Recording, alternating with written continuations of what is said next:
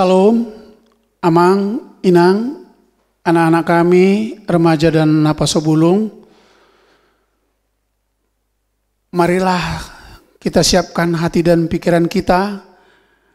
Ibadah pertamiangan akan kita mulai. Kita memasuki saat teduh, berdoa di dalam hati kita masing-masing.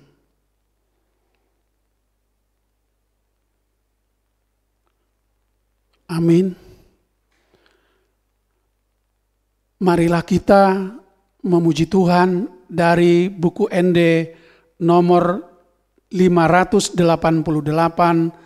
ayat 1 sama dengan ayat 4.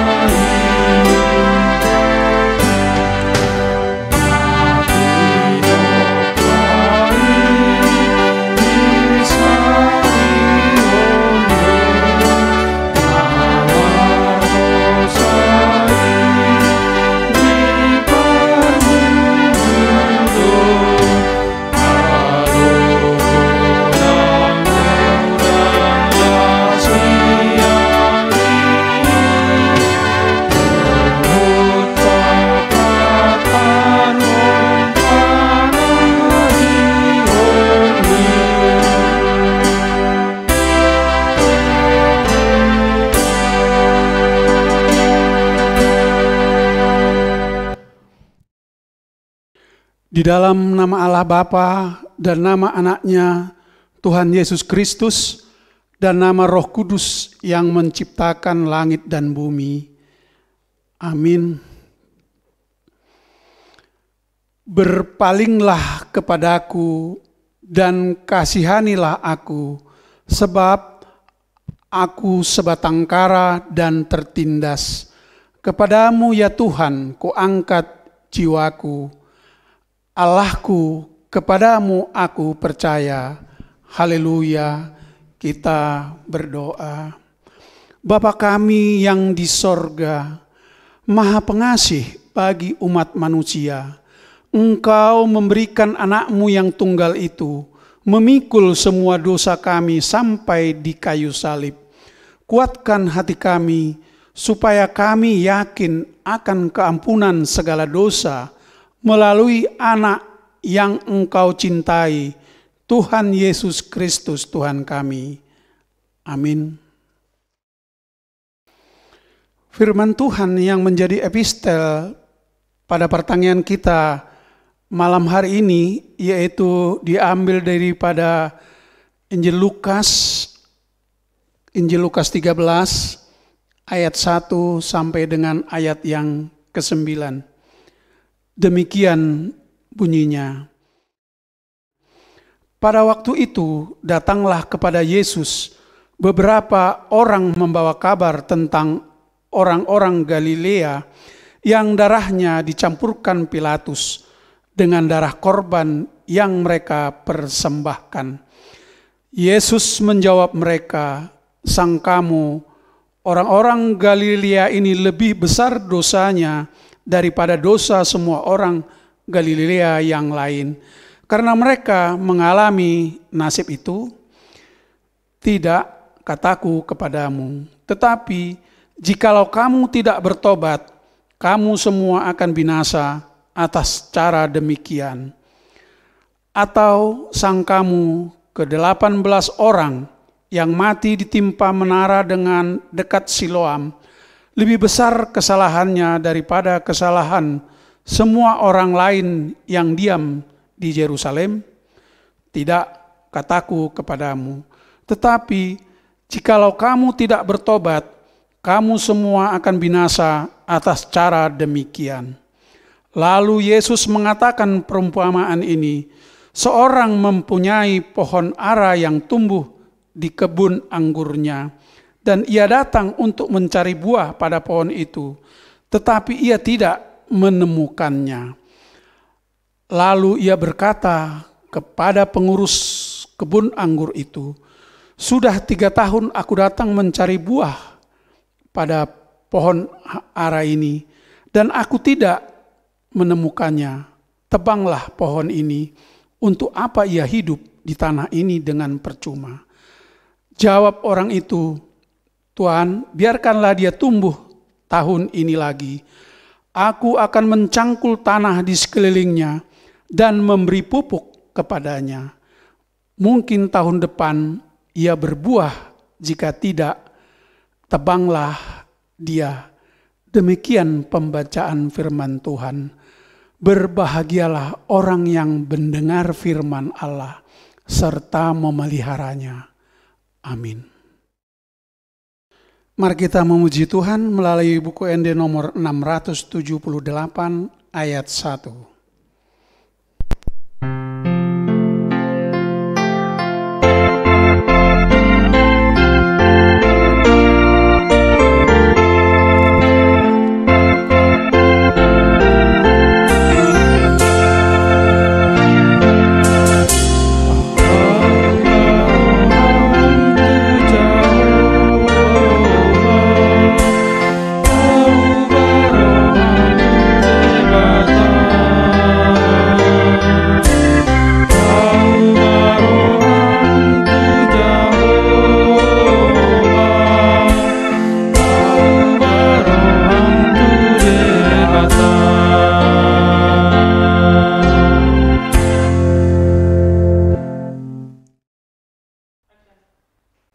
Kita bersatu di dalam doa.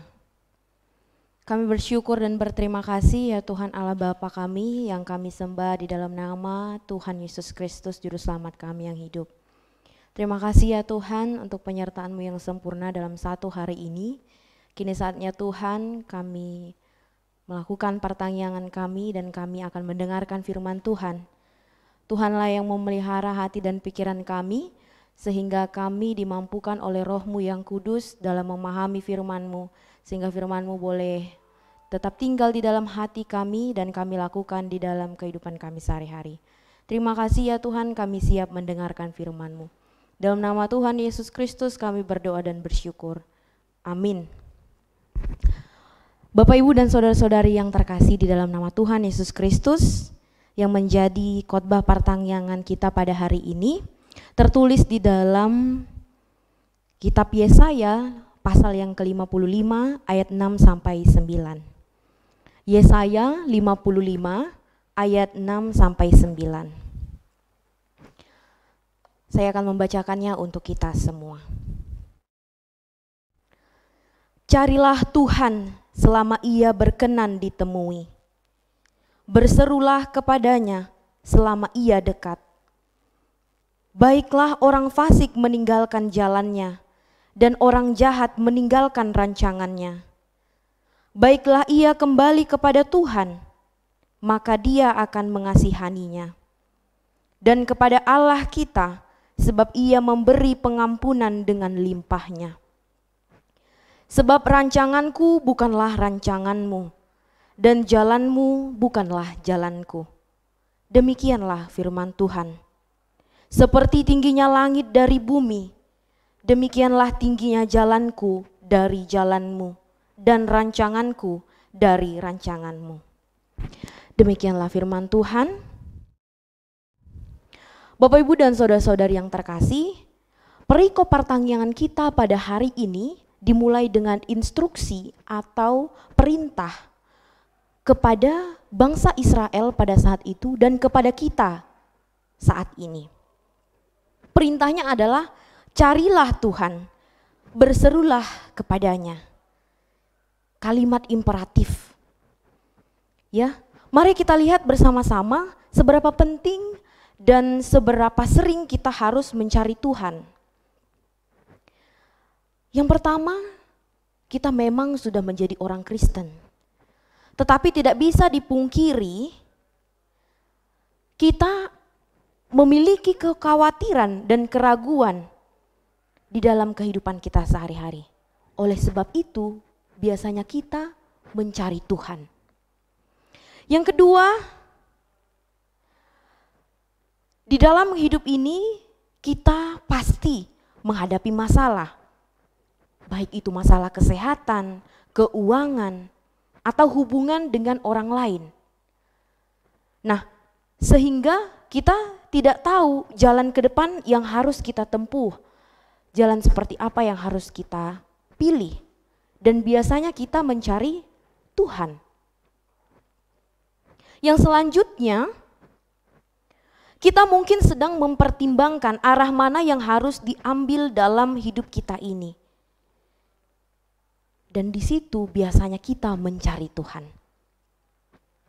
Atau mungkin kita sedang tidak meminta apapun kepada Tuhan. Keadaan hidup mungkin sedang baik-baik saja.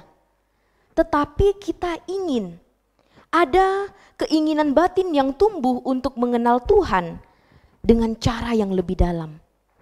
Tentu kita mencari Tuhan. Ya, inilah seberapa sering kita mencari Tuhan biasanya dalam kehidupan kita. Nah, mencari Tuhan berarti menjauhi penyembahan berhala. Tidak percaya terhadap peramal, paranormal, atau upaya-upaya lain yang memanfaatkan kekuatan spiritual dan psikis yang sebenarnya itu tidak sepadan, tidak seturut dengan firman Tuhan. Di sini kita bisa melihat Bapak Ibu dan saudara-saudari yang terkasih, carilah Tuhan selama ia ditemukan. Artinya berkonsultasilah, dalam tanda petik berkonsultasilah kepada Tuhan. Singkirkan nasihat-nasihat dari ilah-ilah palsu, dari yang bertentangan dengan Tuhan. Ya, mencari Tuhan juga artinya meminta bimbingan kepada Tuhan. Menaruh kepercayaan padanya, bukan kepada kekuatan atau kebijaksanaan manusia. Mencari Tuhan juga berarti kita berhenti sejenak.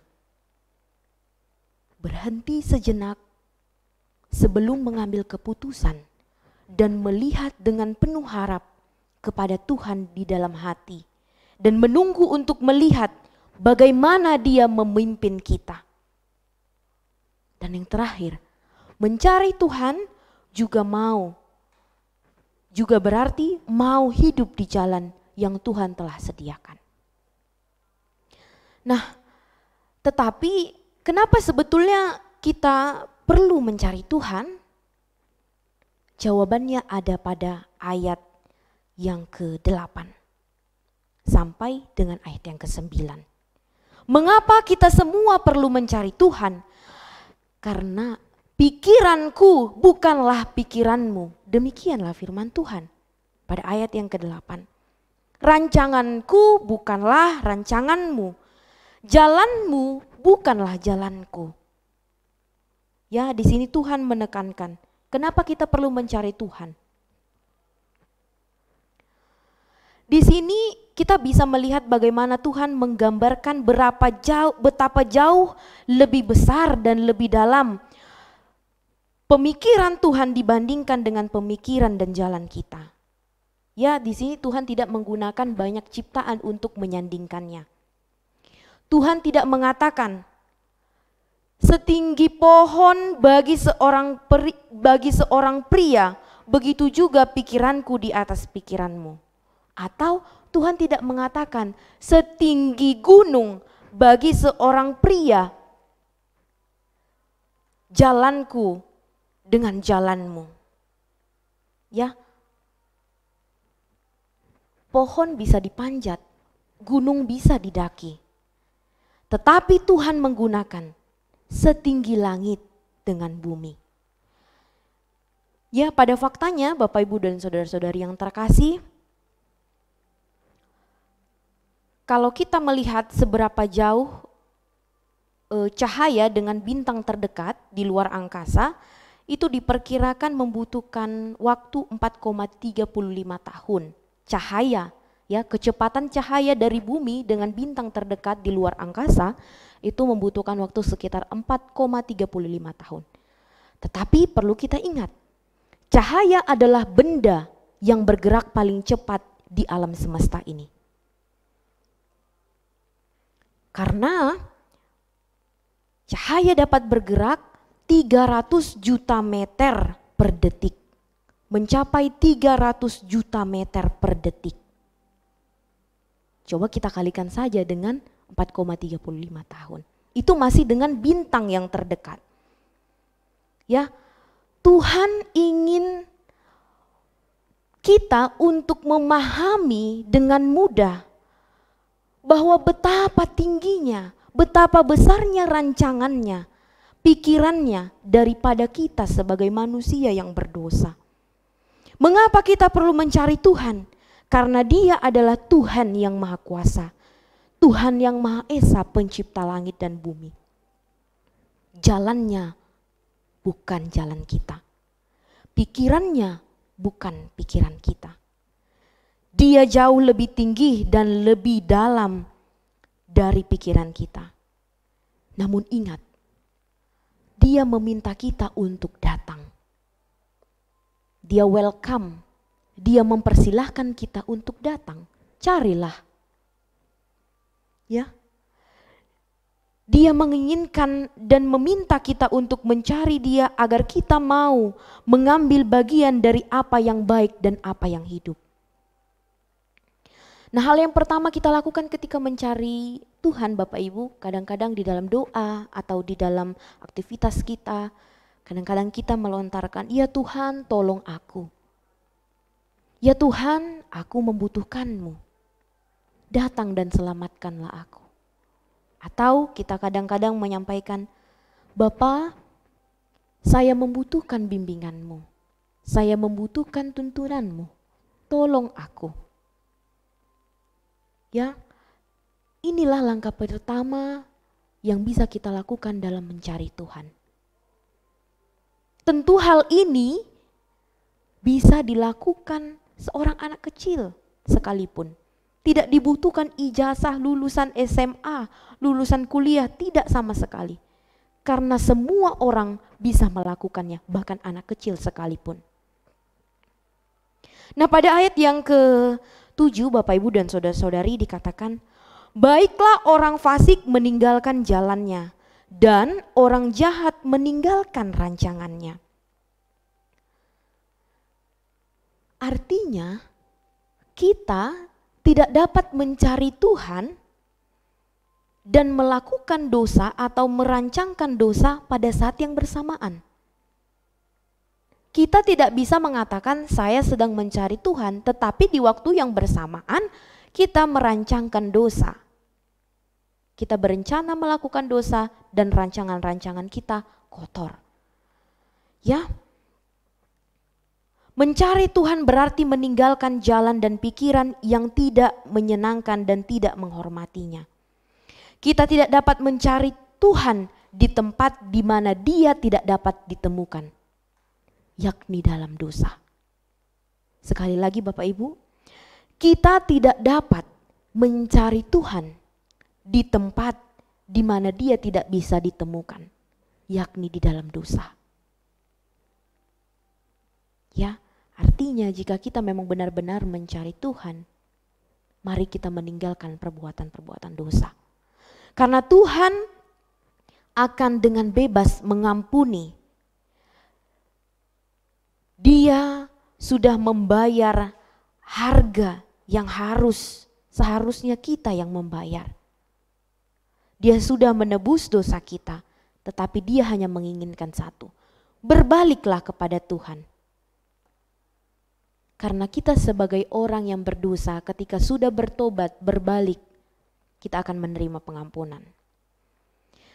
Nah, Bapak Ibu dan saudara-saudari yang terkasih, perikop hari ini juga memiliki kesesuaian dengan tema kita minggu yang akan datang dalam minggu ini, bertobat supaya tidak binasa. Ya, sekali lagi, orang fasik segera meninggalkan jalannya dan berbalik kepada Tuhan. Demikian juga dengan orang jahat, haruslah bertobat dan meninggalkan rancangannya. Ibaratkan kita, Bapak Ibu, mungkin kita semua yang mendengarkan khotbah saat ini, mungkin kita pernah salah jalan.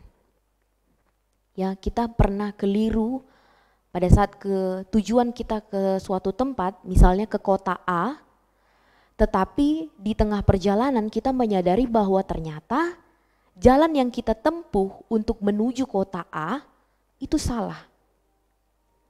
Hal yang kita lakukan adalah berbalik. Biasanya kita akan berbalik ke titik di mana jalan itu benar kembali. Demikian juga kita orang Kristen, orang yang percaya, umat yang telah dikasihani Tuhan. Kadang-kadang Bapak Ibu dan saudara-saudari, di dunia ini yang membuat kita terlalai dalam dosa, ada dua alasannya. Yang pertama karena kita lebih mengandalkan ego kita, mengandalkan pemikiran kita. Dan yang kedua karena kita terlalu mencintai hal-hal duniawi. Dan ingat, pada saat kita sudah menyadari bahwa ternyata jalan yang kutempuh ini adalah berdasarkan egoku saja. Ternyata yang kulakukan ini adalah hal-hal yang sebetulnya bukan mencintai Tuhan tetapi mencintai dunia. Mari berbaliklah kepada Tuhan. Tuhan siap sedia. Dia merentangkan tangannya untuk kita, menerima kita, supaya kita berbalik dan tidak mengulangi dosa itu lagi. Amin. Kita bersatu di dalam doa. Terima kasih ya Bapa untuk firman-Mu yang boleh kami dengarkan. Kami sungguh bersyukur dan berterima kasih. Kami bersuka cita Tuhan untuk menerima berkat yang telah Kau berikan melalui firman-Mu. Kami mendengarkan kabar sukacita dan juga kami diingatkan. Kabar sukacita bahwasanya Engkau senantiasa menerima setiap orang yang bertobat dan berbalik kepadamu Tuhan. Dan kami juga diingatkan untuk meninggalkan jalan yang tidak benar, jalan yang tidak sesuai dengan firman-Mu. Terima kasih ya Tuhan, Engkau juga mengingatkan kami untuk senantiasa mencari-Mu, baik dalam suka dan dalam duka di dalam kehidupan kami. Ajarlah kami Tuhan untuk melakukan apa yang Tuhan telah sampaikan. Kuatkan kami dan tuntun kami dengan Roh-Mu yang kudus. Terima kasih ya Bapa, saat ini juga kami mendoakan seluruh jemaat-Mu, HKBP Semarang Barat. Tuhan menyertai mulai dari yang termuda hingga yang tertua. Tuhan menyertai dan melingkupi keluarga dimanapun masing-masing tinggal. Tuhan, di masa pandemi ini juga sebagian ada beberapa jemaat-Mu yang terpapar. Kami memohon kepadamu ya Tuhan, kesembuhan yang daripada-Mu datangkanlah di tengah-tengah mereka. Jadilah kehendak-Mu di dalam hidup kami, limpahkanlah berkat-Mu di tengah-tengah keluarga kami. Ampuni kami Tuhan atas segala perbuatan dosa yang kami perbuat, agar kami layak di hadapan-Mu. Dalam nama Tuhan Yesus Kristus, kami berdoa dan bersyukur. Amin. Kita bernyanyi dari buku ND nomor 792 ayat 1. Buku ND nomor 792 ayat 1 sambil mengumpulkan persembahan.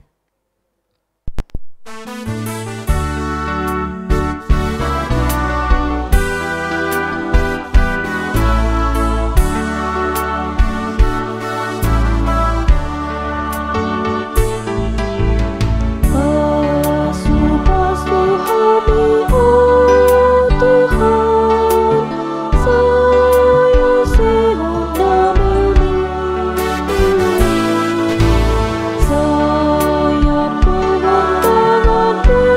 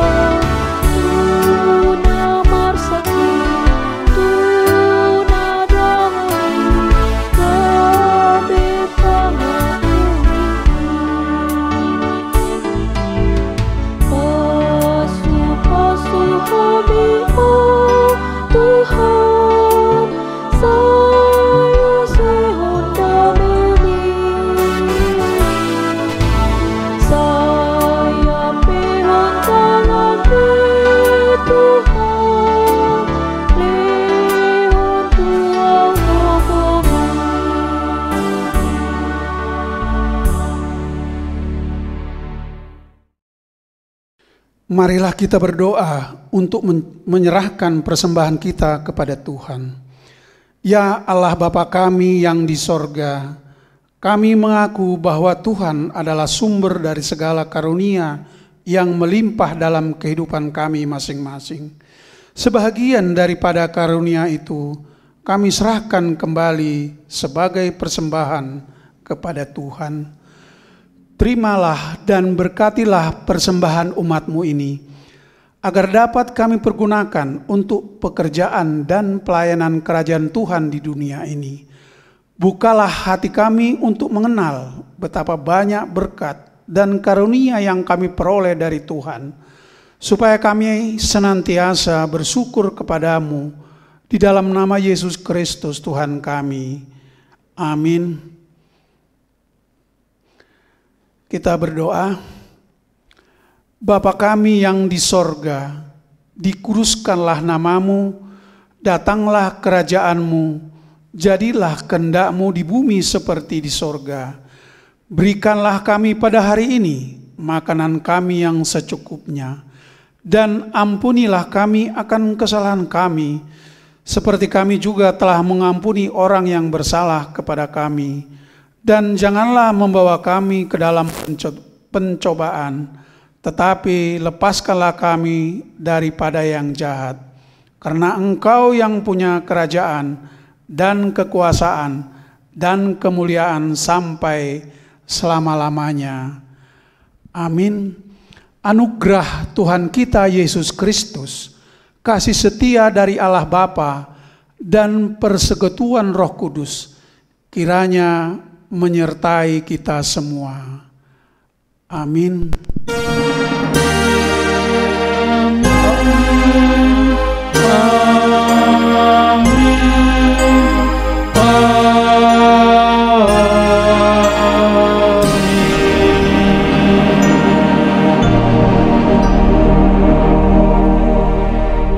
Demikian ibadah pertanggihan kita pada malam hari ini. Tuhan Yesus memberkati kita. Salam sehat selalu.